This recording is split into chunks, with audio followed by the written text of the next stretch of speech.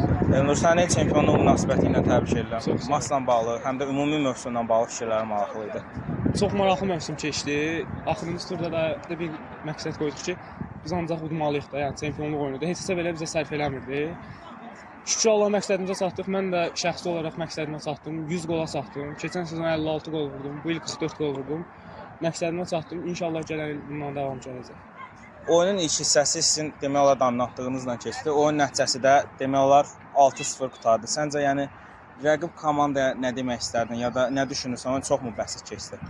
Çox bəsit keçmədi məncə, çünki oyunun şotu bizim istəyimizdən idi. Komandanın zəifliyindən deyildi.